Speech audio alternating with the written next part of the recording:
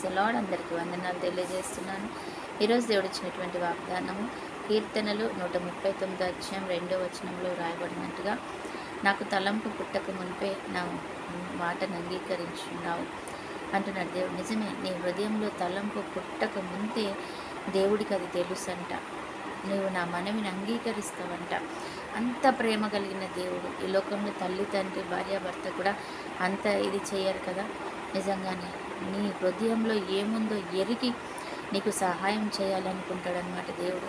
అందుకని తలంపు పుట్టక ముందే ఆయనని మన మనవులు ఎరిగి ఉంటాడట, మన ఆలోచన ఎరుగుతాడంట.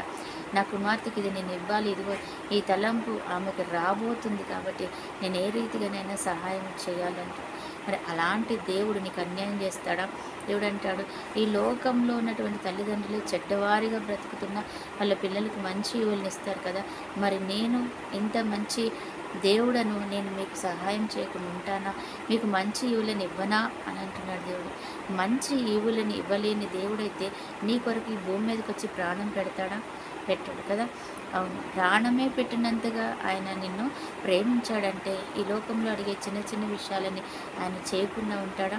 చేస్తాడు. మనం వాటిని పొందుకునే స్థితిలో మనం ఉండాలి. నిజమే, ఆయనని మనం పొందుకునే స్థితిలో ఉండాలి. పేతురుకి చెప్తాడు దేవుడు, ఇదిగో ఇక్కడ వల వేయి, ఇదిగో ఈ దరికి వల వేయి అంటే, రాత్రంతా వేస్తూనే ఉన్నాను ప్రవ్వా అని అన్నాడు. కానీ అయినా నీ మాట చొప్పు నేను వేస్తాను అన్నాడు. మరి ఆయన మాట చొప్పున అని వేసి ఉన్నాడు కాబట్టి వల పిగిలిపోయేటట్టుగా వచ్చి ఈరోజు మనం ఎంతో ప్రయత్నాలు చేస్తున్నాం. మరి ఆయన మాట వింటున్నామా? ఆయన మాట చొప్పున చేస్తున్నామా? ఇక్కడ వెయ్యి అన్నప్పుడు వేస్తేనే కదా ఆ చేపలు ఆయనకు వచ్చి, మనం కూడా ఈ పని చెయ్యి అన్నప్పుడు చేస్తేనే ఆశీర్వాదం మనకు వస్తుంది కదా. చెయ్యని దేవుడు ఆయన కాదు, కానీ ఆయన కూడా మనం మాట వినేవారిగా ఉండాలన్నమాట.